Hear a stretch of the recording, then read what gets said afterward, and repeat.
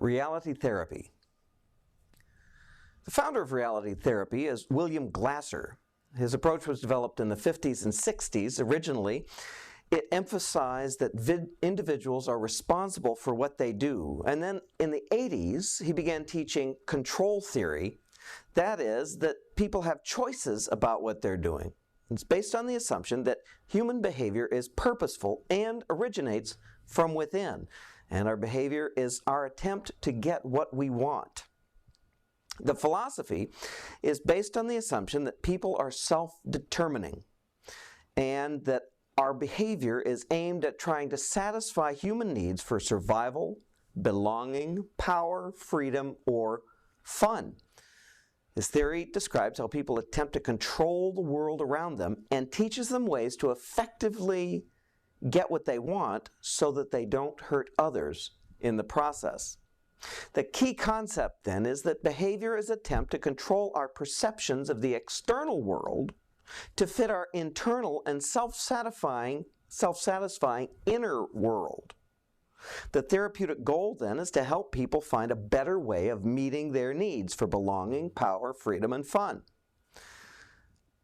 Clients are assisted in learning ways to regain control of their lives and thus live more effectively. They're challenged to examine what they're doing, thinking, and feeling, and to figure out better ways to function. So the therapeutic relationship then is all about creating a warm, supportive, yet challenging relationship. So counselors confront clients with the reality and consequences of their actions. And even though the counselor avoids criticism, the counselor will refuse to accept excuses for the client not following through on the agreed treatment plan. The technique then is about exploring their total behavior, doing, thinking, feeling, and physiology, how their body is. There are some specific procedures that lead to change, like exploring wants, needs, and perception, and the therapist will use skillful questioning, self-help methods, and often bring humor into the process. The applications generally were first designed for youthful offenders in detention facilities, but they're really applicable to people with a variety of behavioral problems, such as individual problems, marital difficulties, family, group therapy. Many educators have found it useful in elementary and secondary settings, and it's found application in military hospitals for drug and alcohol abuse. Some of the contributions are that it's really a short-term approach that's useful with a wide range of clients. It provides a structure for clients and therapies to evaluate the degree and nature of the change that the client themselves want to engage in, and can be used by parents, teachers, ministers, supervisors, social workers, as well as counselors. And it's good for a wide range of clients, even those difficult to treat.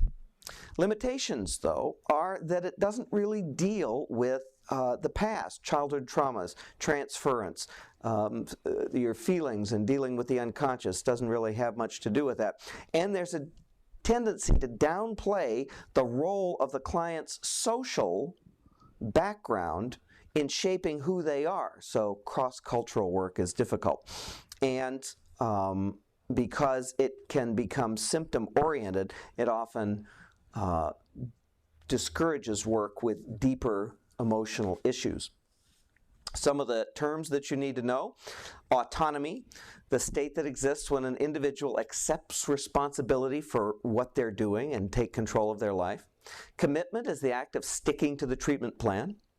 Control theory is the view that humans are internally motivated and behave to control the world around them according to some purpose within them. Responsibility is the act of satisfying one's needs in a way that doesn't interfere with others satisfying their needs. And value judgments are clients evaluating their current behavior and deciding whether that behavior is working. Well, that in a nutshell is what you need to know about reality therapy. Good luck on the test.